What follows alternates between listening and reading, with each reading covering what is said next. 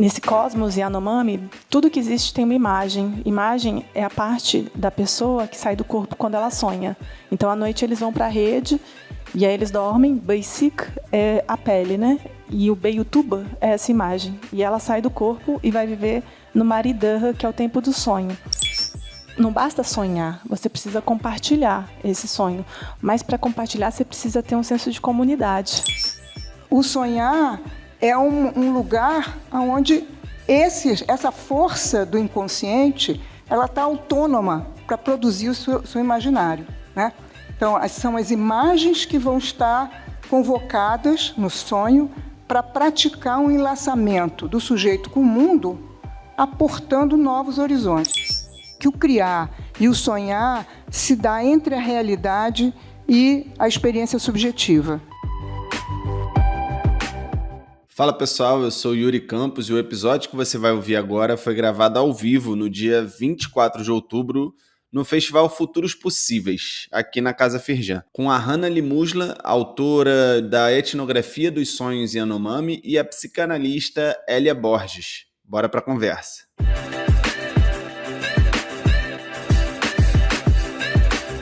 Sonhar é um comportamento humano universal que inspira buscas por significado em muitas disciplinas, desde arte até a psicologia, a religião, a neurociência.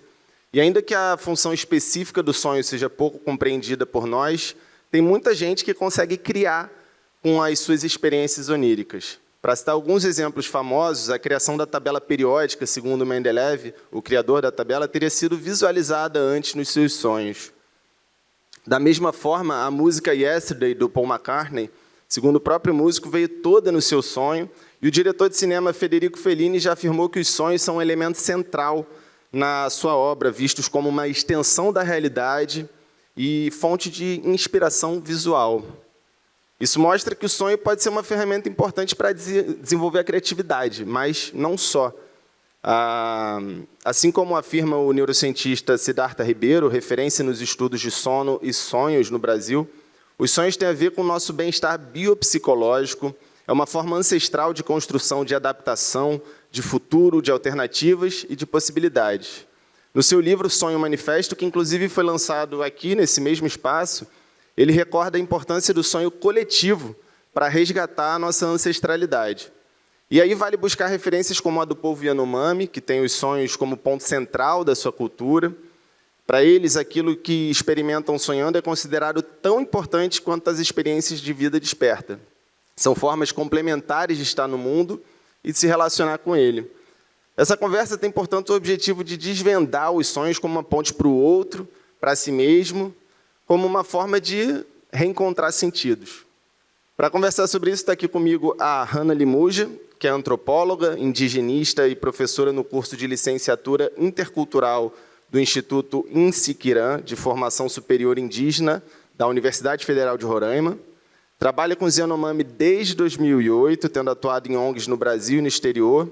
É autora do livro O Desejo dos Outros, uma etnografia dos sonhos Yanomami, e do livro infantil Marihi, A Árvore dos Sonhos, ambos lançados pela editora Ubu. Hannah, bem-vinda ao Lab de Tendências. Bom, obrigada. Bom dia. Queria primeiro agradecer o convite para estar fazendo essa mesa. Um prazer. A Hélia, conhecendo agora. Eu não tive uhul para mim. Fiquei um pouco triste porque a minha prima não veio ainda. Obrigada. Mas eu já começo falando um pouco desse sentido do uhul, que é um pouco dos sonhos compartilhados, né? Então, antes eu vou fazer uma breve introdução. Como o Yuri colocou, eu sou antropóloga, trabalho com os Yanomami desde 2008. Fui trabalhar no curso de formação de professores, porque era pedido do Davi Copenau, a Yanomami, que os Yanomami pudessem defender a terra, a floresta, e que, para isso, eles precisavam aprender português, aprender matemática, e eu fui trabalhar dentro desse contexto. E, depois de um tempo, eu comecei a ver que eu sonhava muito quando eu ia para a floresta, porque a gente passava um tempo nas comunidades, né, fazendo os cursos, a formação dos professores, e eles passavam um tempo na cidade. E toda vez que eu conversava dos meus sonhos com o Davi, ele sempre tinha uma explicação. E aí eu vi que era um tema super importante para eles. Mas, em contraponto, na literatura que se tinha sobre os Yanomami, não se falava muito sobre isso. Então, foi quando eu decidi voltar para a academia para poder pesquisar sobre sonhos. E aí eu vou, em 2015, fico 15, 16, 17, no Tototobi, que é uma região da terra Yanomami, aprendendo mais a língua e convivendo com eles, entendendo um pouco desse contexto do sonho. E o título do livro, uma das coisas que eu acho que é central, é a ideia de que o sonho, na verdade, tem a ver com o outro, né? Então, eles falavam, quando eu tinha sonho com a minha mãe, ou sonhava com alguém, né, da cidade, eles falavam, é a sua mãe que está pensando em você. Então, não era eu que pensava na minha mãe, né? O sonho não tinha a ver com desejo, com uma vontade minha, mas alguém que sentia a minha falta e fazia com que eu sonhasse com ela. Então, nesse cosmos Yanomami, tudo que existe tem uma imagem. Imagem é a parte da pessoa que sai do corpo quando ela sonha. Então, à noite, eles vão para a rede, e aí eles dormem. Beisik é a pele, né? E o Beyutuba é essa imagem. E ela sai do corpo e vai viver no Maridaha, que é o tempo do sonho. E aí eles falam, né, que o sonho, aquilo que você vive em sonho, é tão importante quanto o que você vive no tempo da vigília, porque eles consideram que você aprende enquanto você sonha. Então, tinha um xamã que ele nunca tinha saído, né? Ele tinha saído da comunidade só para ir para a cidade de Boa Vista, que é onde eu moro, para questões de saúde. Mas ele falava, eu conheço São Paulo, né? Eu sou de São Paulo, eu conheço a sua floresta. E eu falava, mas como que você conhece? Eu fui lá em sonho. Então, isso não é uma metáfora. Ele, de fato, a imagem dele vai e conhece o mundo através do sonho. Então, eu diria que no mundo Yanomami, a propriedade mais compartilhada não é o bom senso, é o sonho.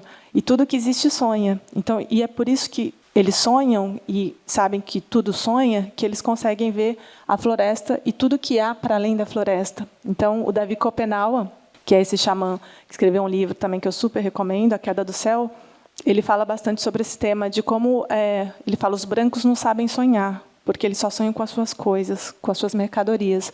É por isso que eles não conseguem ver a floresta, é por isso que eles não conseguem ver o outro, né? Então, ele fala, nós não, nós sonhamos com tudo que existe, porque a gente sabe que tudo que existe sonha, e como é importante sonhar. Então, só fechando aqui, para não me alongar, porque eu sei que tem várias perguntas, do compartilhamento do sonho. Então, compartilhar sonho é fundamental para os Yanomami, né? E para vários povos ameríndios. Então, não basta sonhar, você precisa compartilhar esse sonho. Mas, para compartilhar, você precisa ter um senso de comunidade. Você não compartilha assim, né? Enfim, sem ter esses vínculos. Então, isso eu acho que é algo que a gente pode voltar mais adiante, aí, só para não me estender mais. Perfeito. A Priscila lembrou, né, que ontem a gente teve uma palestra da Natália Mota, que é neurocientista, e ela trouxe, e essa experiência que o povo Yanomami já conhece há muito tempo, ela comprovou isso, né, que o sonho, através da tecnologia, hoje é possível perceber que o sonho é realmente um mecanismo de regulação emocional. É uma máquina de metabolizar as suas experiências na vigília, diurnas, né, durante o dia, para depois você acordar e ter uma outra perspectiva sobre as coisas, né? Ou seja, é fundamental. Então, se atentar para o sonho e entrar um pouco mais nessa subjetividade, eu acho que pode ser muito rico, né, para a gente tentar conectar com mais criatividade, tentar ser mais inovador no nosso dia a dia e até ter um bem-estar, né? Então, acho que essa composição é muito interessante e, para além dessa visão do Yanomami, a gente vai trazer agora a visão da psicanálise com a Hélia Borges, que é psicanalista, membro do grupo de pesquisas Sandor Ferenczi, pós-doutora em Psicologia Clínica pela PUC São Paulo, professora emérita da Faculdade de Dança Angel Viana, professora do curso de pós-graduação em Psicanálise e Contemporaneidade da PUC Rio de Janeiro e autora de artigos e livros sobre temas como psicanálise, arte e sociedade. Hélia, bem-vinda ao Lab de Tendências. Obrigada. Bom dia para todos. Prazer estar aqui, poder compartilhar das minhas ideias junto com as ideias da Hannah. Acho que isso é uma riqueza, a gente ter uma mesa dessa, né, para pensar a contemporaneidade, né, como a contemporaneidade pensa a questão dos sonhos. E eu queria fazer assim, um pequeno histórico para a gente entender como o conceito de sonhos dentro da psicanálise ele toma uma direção interessante, né? Eu fui convidado uma vez para assistir numa sociedade de psicanálise, isso tem uns 10, 15 anos, a fala de um pesquisador da área de neurociência, né, dizendo que, finalmente, eles tinham, vamos dizer, conseguido descobrir no laboratório, na pesquisa laboratorial, aquilo que o Freud já dizia em 1895. Né? Então, acho interessante também, quer dizer, essa coisa que você traz dessa ideia da importância dos sonhos, né, que a neurociência está trazendo como elaboração das questões emocionais, porque isso foi a postulação do Freud, né, em 1905, que ele escreveu sobre a questão dos sonhos e é considerado um marco inaugural do trabalho da psicanálise. Né? Então, o Freud começa a discutir, a partir de um encontro que ele tem com uma pessoa, uma histérica, né, que tinham conversões histéricas, e que ele vai pesquisar e vai refletindo, né, sobre esses modelos que existiam na época e que não tinha, vamos dizer, não contemplava a pesquisa da ciência para dar conta daquilo que a histérica estava vivendo como ato conversivo. Isso impulsionou a Freud para buscar novos caminhos para entender esses sintomas. Né? Então, em primeiro lugar, eu queria fazer essa leitura aqui, que eu acho que é importante vocês entenderem. Quer dizer, a psicanálise ela nasce com esse sonho de ser uma ciência. Né? O primeiro artigo do Freud foi para uma psicologia científica. Então, ele buscava realmente criar um campo novo dentro dos paradigmas científicos. Só que a ciência não dá conta da complexidade humana, né, de pensar a subjetividade. Então, se você usa modelos dentro dos paradigmas cientificistas, você não consegue acessar ao processo clínico, né, que o sintoma demanda. Na verdade, a gente tem, então, dentro dessa perspectiva, a gente tende, né, tem um caminho da psicanálise que tende a modelar, a partir de teorizações e relações estruturais, matemas, né, que focam no discurso e perdem essa dimensão, que é uma dimensão da clínica que vai se constituindo a partir de uma história do sujeito, que não é só a história individual dele, mas a própria história, né, a trajetória, que o percurso existencial que a vida vai marcando. Quer dizer, eu sou um sujeito não a partir desse drama edípico, vamos dizer, familiar. O inconsciente não é mais entendido como essa raiz que vai dentro de mim, carregando, né, a minha descendência, né, porque o que eu estou propondo aqui é da gente pensar um inconsciente que é atravessado por um campo social.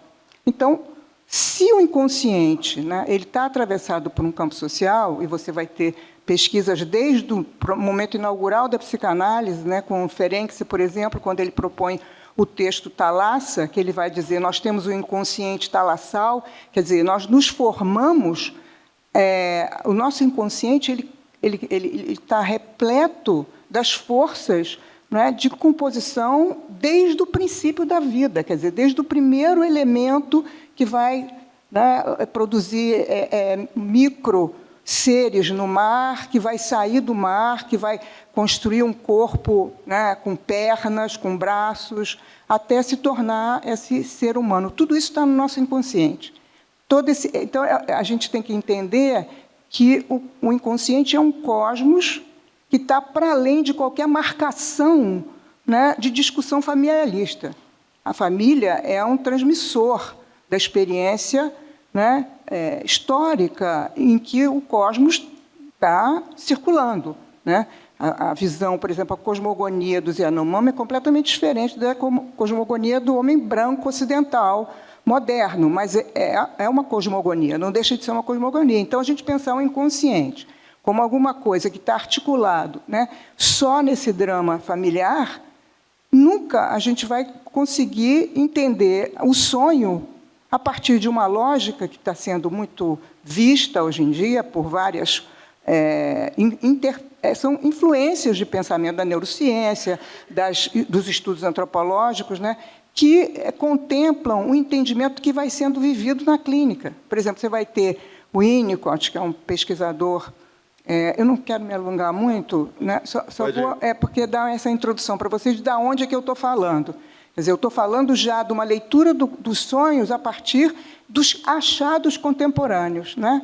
E, por exemplo, o Winnicott foi um marcador muito importante dentro da psicanálise, né, porque ele vai trazer uma leitura há mais dessa proposta freudiana, não é uma releitura do Freud, atualizando no fechamento do signo linguístico, mas o entendimento desse sujeito atravessado pelo corpo, pelas experiências vividas, desde a tenra infância, onde essa força, né, do mundo está atravessando o sujeito de formas diferentes. Quer dizer, a receptividade dos sinais vai ser diferente num bebê do que num adulto, porque num adulto você já tem toda uma capacidade de simbolização que está sendo organizada de um modo diferencial. Mas esse vivido, que é onde o bebê recebe o mundo diferente do adulto, o adulto, rapidamente, ele entra no discurso e associa direto, né? Ele vê um caderno, já a imagem já está colada no sentido do caderno, né? O bebê, ele experimenta esse mundo, e isso não saiu de nós. Quando a gente vai assistir uma experiência, quando a gente entra numa experiência artística, por exemplo, é um momento onde a gente pode ter um choque inaugural, que é ser afetado, isso é uma coisa que você fala no livro, né? É ser afetado por algo que vai construir uma possibilidade de você poder ver um novo horizonte. Daí é tão importante a ação de sonhar, porque o sonhar é um lugar onde essa força do inconsciente ela está autônoma para produzir o seu imaginário, né? Então, são as imagens que vão estar convocadas no sonho para praticar um enlaçamento do sujeito com o mundo, aportando novos horizontes. Eu vou ficar por aqui, tá bem? Não, está ótimo. Acho que você trouxe vários insumos que conectam até com a próxima provocação que eu queria trazer aqui. E aí eu vou recorrer de novo à neurociência, porque eu acho muito interessante elaborar esses conceitos da neurociência dentro da perspectiva tanto do Yanomami, da antropologia, como da psicanálise. E aí tem um outro conceito que a Natália Mota também trouxe para cá na palestra de ontem, que ela fala que o sonho é uma ferramenta de cognição social. Isso tem tudo a ver com várias coisas que você falou sobre a importância da comunidade, da consciência, do consciente coletivo. E o próprio livro, né, eu acho que esse é um case muito interessante nesse sentido de cognição social. É dito no livro que ele só nasceu a partir disso, né, a partir do compartilhamento dos sonhos da própria autora, da Hannah, que está aqui, através desse compartilhamento, né, na medida que ela foi se aprofundando na cultura Yanomami, você foi começando a ter uma outra relação com os seus próprios sonhos, e você foi compartilhando esses sonhos, e através disso você conseguiu criar um processo de empatia mútua com as pessoas com as quais você estava compartilhando esses sonhos, que foi o fator definidor para gerar essa obra que você acabou gerando, né? Toda essa etnografia dos sonhos Yanomami. Então, eu queria que você falasse um pouco isso, e aí, Hélia, depois você complementa, por favor, dentro dessa perspectiva da cognição social, né? Do processo de empatia mútua. Qual a importância de compartilhar os nossos sonhos com as nossas pessoas próximas? Não, então, acho super interessante, Hélia. Eu ia ficar ouvindo aqui se você continuasse o que você traz, porque eu acho que tem dois pontos. Um que o Yuri trouxe, né, da discussão de ontem, e que eu acho que o Siddhartha traz bastante. Mas eu queria pegar isso que a Hélia falou sobre, né, essa obra inaugural do Freud e essa tentativa da psicanálise de virar uma ciência, né, naquele início, que eu acho que dialoga um pouco também com a resistência que a antropologia teve em pesquisar sonhos. E eu acho que tem a ver também. E aí eu acho que tem um ponto interessante para a gente pensar, porque agora tem se falado, não sei, eu queria até ouvir a Hélia falar sobre isso, sobre uma popularização de discussão dos sonhos, né? Bom, se Freud disse isso há tanto tempo atrás, se tanta gente está dizendo, por que agora parece que a gente... Não sei, eu sempre olho para os lugares e vejo sonhos em toda parte, as músicas, nos outdoors e tal, mas agora parece que isso generalizou. E eu acho que, bom, aqui no Brasil, eu acho que com as pesquisas, sobretudo com o Siddhartha, que teve um destaque muito grande, né, um alcance muito grande, mas eu tenho a sensação que quando a neurociência, que é a hard science, está falando, então as pessoas, né, começam a se atentar. Param para ouvir, né? Para ouvir, olha, parece que é sério, né? Não é bobagem. É que nem meditação, né? Meditação já se fala há milhares de anos, já é um conhecimento popular, né? Ancestral também, dá para dizer, e depois que a neurociência inventou o mindfulness, aí as pessoas, caramba, tem que trazer isso aqui. E capitalizou, né? E mercantilizou. Então, acho que tem esse processo que também é bom pensar. Eu acho interessante que, da perspectiva Yanomami, eu também vi, e eu sempre gosto de falar disso, né, que o livro é um best-seller, porque é uma tese de doutorado. Então, quando eu jamais imaginaria que uma tese de doutorado pudesse ser lida por tanta gente. Mas eu acho que teve um contexto, que foi esse contexto pós-pandemia, né, foi lançado em 2022, e veio atrás do livro do Siddhartha, do Ayrton Krenak, que também as pessoas começaram a prestar atenção nos seus próprios sonhos, né, trabalhando em casa, cuidando mais tarde. Mas eu acho interessante que, e dentro da psicanálise, me chamaram para falar também em várias sociedades. Toda vez que me chamam, eu falo, gente, mas o que eu vou falar? O que os psicanalistas esperam que eu fale? Porque na sociedade de psicanálise e escola, né, que até então eu só tinha sido analisanda, eu não sei nada, gente, de psicanálise, além do fato de ter lido A Interpretação dos Sonhos. Para a minha tese, que, inclusive, foi uma resistência da minha banca de qualificação, não, você não vai ler, porque aqui a gente é antropologia, por que você vai ler Freud? E aí eu lembro que até um professor meu me chamou depois da qualificação, numa salinha, e falou assim, olha, todo mundo aqui faz análise, sabe? E aí fica falando esse tipo de coisa, porque eu acho que também tem essa questão da antropologia se firmar como ciência, num certo momento. E o Lévi-Strauss, isso não está no livro, mas está na tese. Tem uma discussão que eu faço de aproximar Lévi-Strauss com Freud, que é essa discussão de que, em algum momento, se separou ali, sabe? E para minha surpresa, o tempo todo, não só os Yanomami, mas para vários povos, o sonho é um tema fundamental. Então, a minha questão é, se eles estão falando o tempo todo sobre isso, como é que ninguém deu atenção para isso, né? A gente tem agora estudos mais recentes nas últimas décadas, mas assim, desde que se estuda, que se faz antropologia, que, né, vários povos têm falado da centralidade do sonho, em vários aspectos que dentro da antropologia são clássicos. Então a gente tem mitologia, a gente tem xamanismo, que são temas clássicos dentro da antropologia, e que eu só falo isso em relação aos Yanomami porque é onde eu me sinto mais segura, mas eu arriscaria dizer que sonho é central para pensar todos esses aspectos, e até então não foi levado em consideração, porque tinha muito mais a ver com o lugar, o sublugar que a gente colocava na nossa cultura para os sonhos, do que com os povos com os quais a gente estava falando. Então, acho que isso é um ponto interessante, que agora, e eu fico, obviamente, eu fico feliz, porque, pelo sonho também, eu percebi, e ainda nessa sua questão do compartilhar, que as pessoas conseguiram se conectar muito mais com questões Yanomami depois de ver esses sonhos do que, por exemplo, ainda a gente está numa emergência, né, humanitária, já saiu em boa parte dos garimpeiros, mas a situação sanitária também ainda é complicada, não como era 2 anos atrás, não como era no governo anterior, está muito melhor, mas ainda é difícil. Mas as pessoas, se eu falava antigamente, tem 20 mil garimpeiros na terra Yanomami, isso tocava muito menos as pessoas do que falar, essas pessoas que sonham esses sonhos estão sendo ameaçadas. Então, as pessoas começam a se conectar com a questão, né, com a temática, de uma maneira que eu achei impressionante, que só o sonho é capaz de conectar. Porque, independente de qual cultura você faça parte, né, de quais são os códigos que você compartilha, todo mundo sonha, né, independente do tema, da importância ou da centralidade que você dá para os sonhos. Então, é interessante, porque no livro eu falo sobre uma questão do sonho com os mortos, né, e como esse sonho, os Yanomami, quando alguém morre, eles são proibidos de falar o nome da pessoa e tudo que é dela precisa ser destruído. Inclusive o nome, né? O nome não pode ser pronunciado, porque chamar é trazer para perto. E você precisa ter uma distância entre os mortos para continuar vivendo, né? Os mortos vão para outro patamar, que é o Hutumoce, que é um lugar sempre festa, eles rejuvenescem, são felizes, têm fartura. E quando eles aparecem nos sonhos dos vivos, é sempre para levar os vivos para lá. E eles falam, aqui é muito melhor, aqui você vai ficar bem.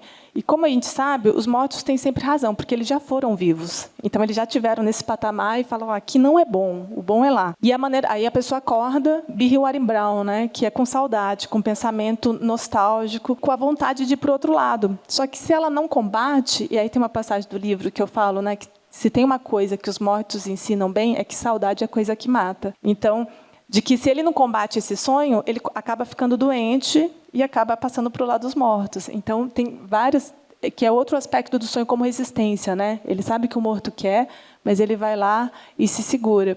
E aí as pessoas conseguiram, eu acho que, ressignificar o luto, porque muita gente começou a me procurar para não tanto discutir o sonho, mas o luto. E a pensar, nossa, depois que eu vi como os Yanomami lidam com seus mortos, eu consegui ressignificar várias questões e resolvi isso, não sei como, mas eu acho incrível também, né, esse potencial que esses temas têm, e o sonho é canalizador, né? Ele faz essa conexão. Tipo o quê? O que você conseguiu ressignificar? Assim, tem como dar alguns exemplos? Das pessoas que me contaram? Não, da sua perspectiva, que você falou que conseguiu ressignificar algumas coisas a partir dessa nova experiência que você teve com os sonhos. Desse feedback das pessoas, o que eu percebi é isso, como você colocou, eu fui pesquisar um tema, eu já estava um pouco cansada da academia, eu falei, eu só vou voltar se for um tema que me atrai. Que bom, né? Eu acho que, inclusive, o livro só fez sucesso porque ele não é acadêmico, né? Então, porque eu acho que essa é outra ideia do compartilhar também. Porque quando eu tive acesso a esse mundo, eu pensei, como é que a gente fala sobre essas coisas de uma forma que alguém que nunca foi para a floresta, nunca viu os Yanomami, consiga acessar?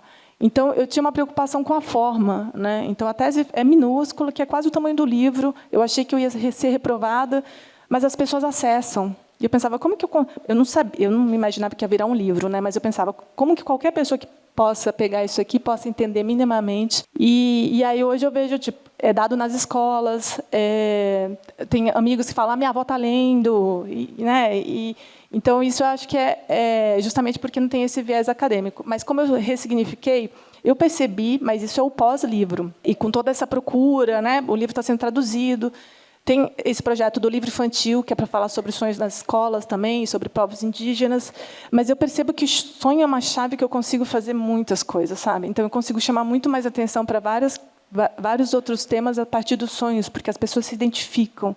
Mesmo sendo, né, culturas diferentes, contextos, repertórios simbólicos diferentes, as pessoas se conectam de uma forma que eu mesma, ele vai saber dizer melhor sobre isso, não consigo explicar. Mas, para mim, é quase uma isca, entendeu? Então, eu encontrei uma pessoa no evento ontem, ela falou, mas eu estou escrevendo outro livro. Ela falou, mas ainda sobre sonhos? Eu falei, eu sempre vou falar de sonhos, entendeu? Porque é a maneira que eu consigo tocar as pessoas e falar de um universo que é completamente outro, a partir de uma perspectiva que conecta. Bom, então, acho interessante você deixou uma proposta de pensar, que eu vou continuar o que eu estava falando antes, na verdade, né? Porque eu queria retornar ao Winnicott, e aí meio pegando um gancho dessa experiência do compartilhamento, né? Quer dizer, o Freud ele pensava o sonho como realização de desejo.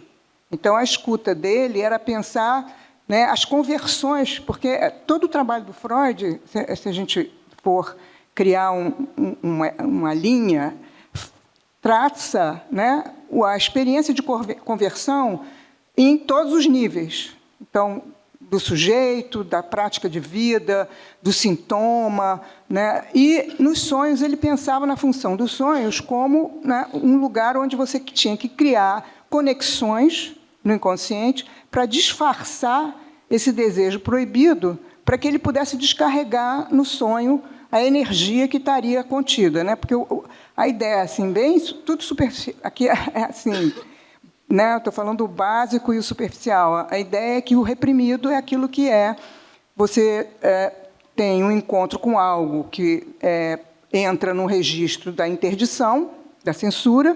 Então, você faz um processo de desligamento da ideia do afeto e reprime. E aí vai tentar organizar isso de uma maneira tal que você possa descarregar essa energia que ficou contida. Porque isso é um aspecto do trabalho do Freud, é pensar, porque ele pensava encarnado, ele pensava a partir da experiência da contenção energética, ele não pensava só em termos dessa referência do afeto como um sentido significado, né, nessa ordem significado-significante, mas da experiência energética, ou seja, da carga que ficaria contida e essa força reprimida, né, se a gente pensar num sistema de vazamento, né? A gente entende isso, né? Quer dizer, um dique que explode sem estar na hora certa pode causar um grande problema, né? E vamos dizer que os sintomas seriam a expressão desses diques explodidos, né?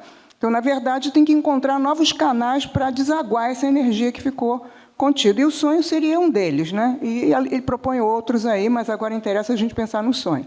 Então, essa ideia, né, do deslocamento, da conversão, né, ela vai fazer parte da experiência do pensamento do Freud, mas o pensamento do Freud também vai evoluir. Então, o Winnicott, nessa esteira, ele vai pensar a experiência do sonho, não só nessa prática de algo que fica reprimido e tem que vazar, mas, para além disso, ele vai pensar no ato criador, né? Ele, por exemplo, traz... Quando ele tenta pensar a experiência mais primária, veja só, o Winnicott estava vivendo aquele momento da Segunda Guerra Mundial, preocupadíssimo com as crianças que estavam hospitalizadas, órfãos, né, preocupadíssima com a população que estava enlouquecendo, né? A sociedade britânica, na época, fez um trabalho lindíssimo com os soldados que perderam a guerra e preparou esses soldados, né, a partir do desejo deles de voltarem à guerra, sem prestar atenção no que o outro comandante lá estava dizendo, mas na emergência do momento, e figurando nesse ponto, quer dizer, na autonomia da sensibilidade do soldado diante da ameaça externa, né, eles conseguiram ganhar a guerra. Então, esse trabalho foi um trabalho muito importante, está publicado, né, o Lacan até escreveu um texto sobre essa experiência, mas isso foi feito nesse grupo, né, por pessoas, por psicanalistas que trabalhavam grupalmente, que pertenciam à sociedade britânica na época do Winnicott e que ele estava lutando e tentando entender essas funções que estavam sendo obscurecidas na medida em que a sociedade estava sendo atravessada pelos poderes industriais, né? Então, a gente sabe da importância, eu acho que você tocou nesse ponto, né, do como que as coisas começam a borbulhar como formas de criar desvios, né, as violências que são perpetradas por poderes na nossa sociedade, né, em termos de mercado, falando claramente, o capitalismo, né, essa coisa de extração dos bens e, na verdade, extração de vida que a gente está vivendo hoje, né? Então, seriam formas de resistir a esse processo. Então, a gente pode observar que vem qualquer movimento que começa a sinalizar um desvio, rapidamente é capturado e vira mercadoria. Né? Começa a se falar sobre isso, começa todo mundo a entender sobre isso, começa a ciência a dar conta disso. Na verdade, quem entende de sonhos são os bruxos. No livro dela tem uma passagem que eu fiquei muito emocionada quando eu li, porque ela fala que o caçador é o grande sonhador, porque ele desliza num território mais amplo e é capaz, então, de fazer o sonho ter um espaço maior de visibilidade, né, para ele. E outro ponto fundamental, que é muito lindo, que o caçador não come a sua própria caça, ele distribui. Então, essa junção da coragem com a generosidade, que é justamente aquilo que, no meu ponto de vista, pode ser resistência a se deixar devorar por esse sistema, né, é a que faz, dentro dos Yanomami, ser o caçador, o grande sonhador. Né? Então, voltando aqui à psicanálise, eu queria falar que o Winnicott ele propõe, eu acho que estou falando porque que ele viveu isso, né, essa miséria, ele vai propor, da Segunda Guerra Mundial, ele vai entender a importância do sonhar, como do brincar, como alguma coisa que retiraria esse sujeito do privilégio da razão para a experiência do corpo, né? E esse corpo como alguma coisa que vibraria outros espaços. Então, que seria capaz de compartilhar não só aquilo que o Freud propôs, quer dizer, para entender o sonho é preciso que eu escute o sonho do outro e que o outro fale o sonho que ele viveu, mas, mais do que isso, que o sonho consegue acessar outros tempos e outros inconscientes. Ele, já no final da vida, o Winnicott, tem um livro muito bonito do Massoud Khan, que é um psicanalista que ainda está vivo, que foi que o Winnicott deixou os bens dele, que eu não sei nem como é que eu digo isso, o acervo dele para o Massoud Khan poder organizar, porque ele confiava muito nele, né? E ele vai falar da importância, né, de várias perspectivas nesse livro, que é o livro chama-se Quando a Primavera Chegar, do Massoud Khan. Então, tem um trecho que ele começa a conversar, né, com o Winnicott sobre um caso clínico. O Winnicott já está perto da morte, né, já no final de vida, e ele tem uma conversa com o Massoud Khan, E ele vai falar, né, de que ele não estava entendendo um sonho de uma paciente, porque não cabia ali naquela história, aquele sonho que ela estava tendo, né? E era um sonho que ele fala que deveria ter sido um sonho da mãe quando estava grávida dela, porque o sonho aí esclarece a experiência dela de convivência com o ódio que a mãe tinha dela, né? Que era um sonho que a mãe tinha tido e que ela sonhou, que não era um sonho dela, era um sonho da mãe, que a mãe não sonhou e que ela passou a sonhar.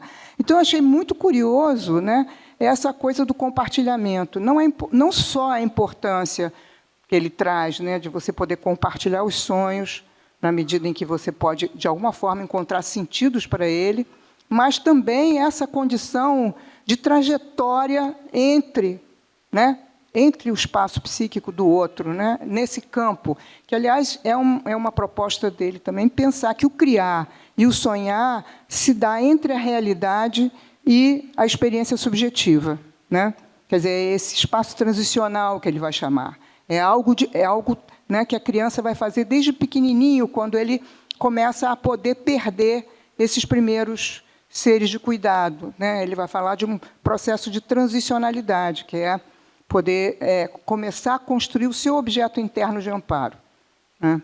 Então, a ideia do compartilhamento é uma ideia super importante. Muito bom, muito bom. Eu queria trazer uma provocação final aqui e voltar para essa questão do Schopenhauer, que diz que os brancos não sabem sonhar, né? A gente já concordou aqui que o sonho é muito importante, né?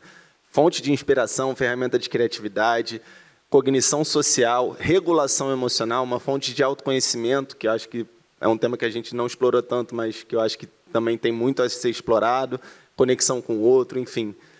Como que vocês acham que a gente pode sonhar melhor, então? Que ferramentas, que ideias, que técnicas, que práticas que vocês fazem e que vocês recomendariam para as pessoas melhorarem as suas relações com o sonho, para tentar extrair de uma forma positiva, né, mais benefícios assim, dessa coisa que a gente faz toda noite? É boa. Eu acho que e só para contextualizar, a primeira vez que o Davi, né, esse livro que é A Queda do Céu, que é essa autobiografia do Davi junto com um antropólogo que está com ele há mais de 40 anos, que é o Bruce Albert. No final do livro tem um apêndice, o Bruce explica um pouco de onde surgiu. E aí ele diz que essa ideia ele ficou gravando, né, mais de 30 horas de gravação em Yanomami, que ele traduziu para o francês, e em 2015 foi traduzido para português. E aí ele conta que o Davi, a década de 90, né, final dos anos 80, começo de 90, teve a primeira corrida do ouro na terra Yanomami.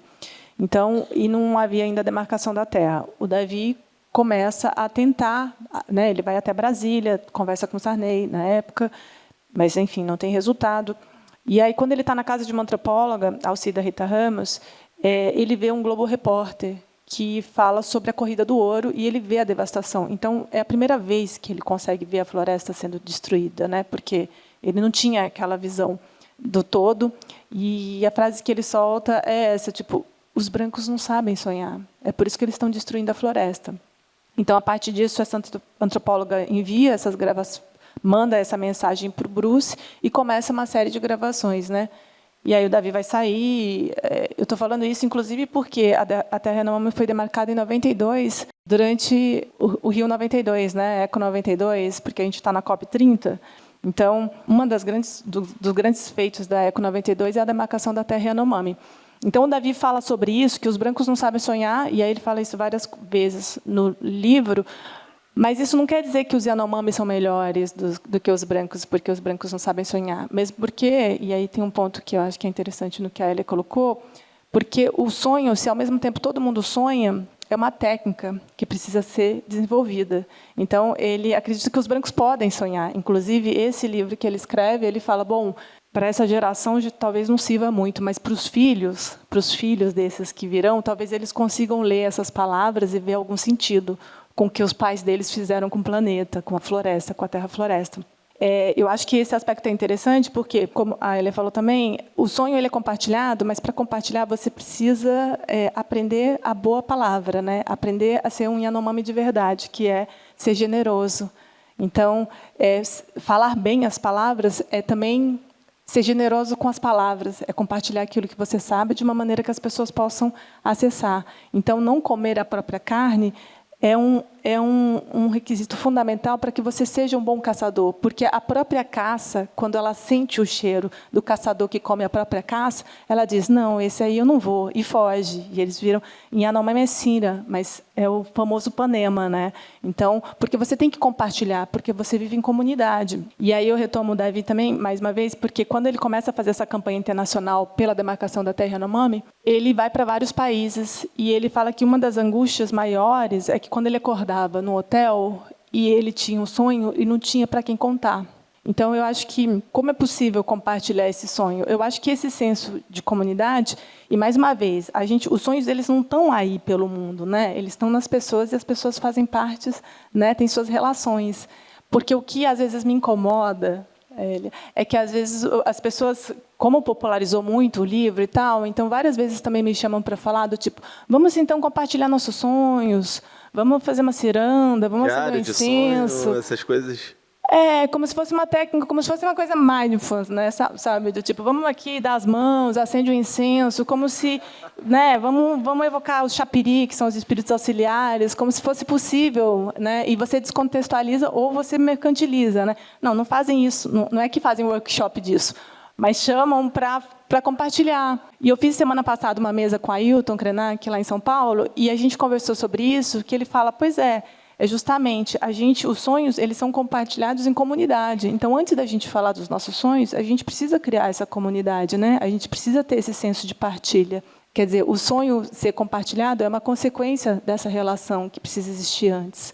E aí é até interessante, porque há 2 anos atrás eu estive no Museu da Manhã, falando justamente sobre isso, e o mediador, na época, falou assim, como que é essa coisa de compartilhar? Porque entre a gente, normalmente, quando eu tenho um sonho, eu falo, não vou contar para ninguém, porque vai dar errado, né? O pessoal vai botar olho gordo. Então, você guarda para você isso. E quando, na verdade, é justamente o oposto, né? A gente compartilha.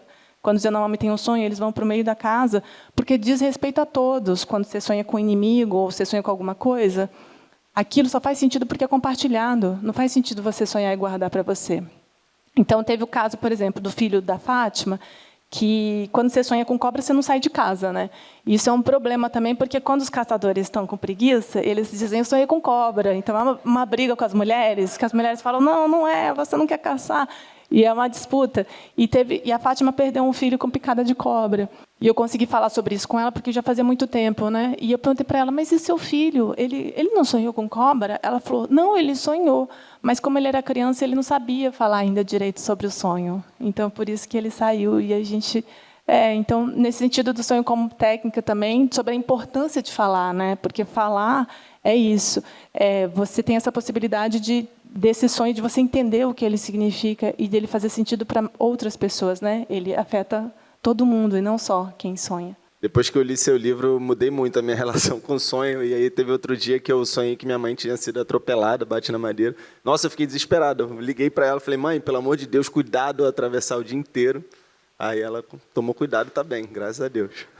E só finalizando já, que aí eu lembrei de outra mesa que eu fiz com a Rita Carelli, em São Paulo, e ela falou justamente isso, que toda vez que eu sonho, eu também tive um sonho semana passada com um amigo, que era um horror, o avião caía e tal, e eu sempre entro em contato com a pessoa, né? E nesse dia ele ia pegar um avião para a terra Yanomami. Mas eu falei assim, o avião cai, mas assim... Mas está tudo bem. O importante, eu falei para ele, o importante é você saber o que fazer quando o avião cair, né? Porque esses monomotor, quando vai na floresta, quando acontece alguma pane, o piloto joga na água, né? Para não ter impacto. Então, e é uma das coisas que eu aprendi na floresta, com o sertanista, o seu Meirelles, é que quando cai, aí eu contei isso para ele, ele falou, tudo bem, se cair, porque você não vai morrer. O importante é que quando cai na água, você sabe que tem a gente chama de cachoeira, mas, na verdade, são as cascatas, né? Que as pessoas se afogam porque elas quebram as pernas, né? Então, elas acabam mesmo quem sabe nadar. Então, eu falei, quando cair, é de costa. Você sabe que nada de costa até a beira, então está tudo certo. Mas eu contei isso para ele porque, com a Rita Carelli, ela falou, toda vez que eu sonho com alguém, Aí eu vou na minha psicanalista, ela fala, não tem nada a ver com essa pessoa, porque ela pensa em ligar, não tem nada a ver com essa pessoa, é com você, diz respeito a você. E é justamente esse outro sentido de sonhar com o outro, você precisa contar para outra pessoa, porque tem a ver com o outro, né? E se tem a ver com o outro, você sonha porque também tem a ver com você. Mas é a relação, né? E não o indivíduo que é mais importante. Já deixou o gancho final para a Hélia. Perfeito. Não, então, eu vou continuar pegando o gancho aqui, mas vou continuar o que eu estava falando antes sobre compartilhamento, porque, na verdade, eu quero avançar um pouco mais no pensamento do Winnicott, né? Mas, na verdade, isso diz respeito ao modo como muita gente está trabalhando atualmente, né? Está pensando dentro da psicanálise a essa manifestação da existência que são os sonhos, né? Eu acho, Yuri, que são cosmos diferentes, né? São modos diferentes de associação. Quer dizer, não vejo mais esse momento que foi muito forte de um olhar só para dentro de si, dos problemas com meu pai, com a minha mãe, mas eu acho que tem uma questão muito maior que está se dando hoje, que é a questão do esgotamento da vida na Terra. Quer dizer, a gente tem que se atentar para isso, né? Tem que cuidar disso. E isso atravessa a nossa experiência. Quer dizer.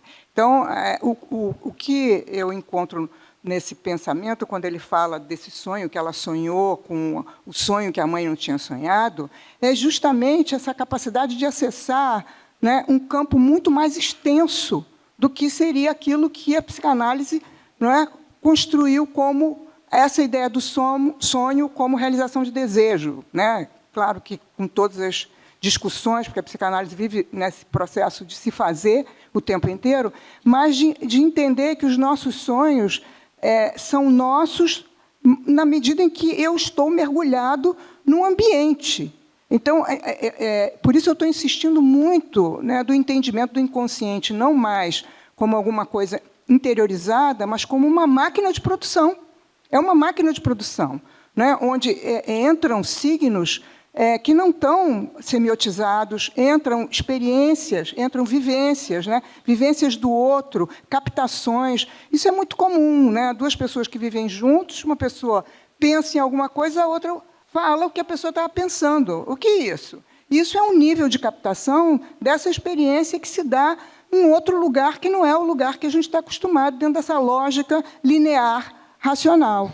Então, essa experiência é uma experiência muito importante, né, da gente ter em conta do que a gente está falando aqui, de que tipo de manifestação a gente está falando aqui, quando a gente fala de compartilhar. E também essa ideia que não dá para trazer a cosmogonia, o sonho que está implicado num modo de ver o cosmos, num outro sonho de alguém que está implicado num outro cosmos. Quer dizer, você pode se sensibilizar com essa perspectiva e, como você falou, começar a aprender que existem outros modos de perceber o mundo, não é? E que nos dê a chance de começar a olhar para o meu cotidiano de uma forma diferenciada, a preservar o futuro, porque eu tenho acesso a esse futuro de alguma maneira, né? O sonho me dá acesso a esse futuro. Era mais ou menos isso que eu queria trazer. Acho que é ótimo que você encerrou com essa ideia de futuro, né? Futuros possíveis, a gente está aqui para discutir sobre isso. Hanna, Hélia, muito obrigado, adorei a conversa.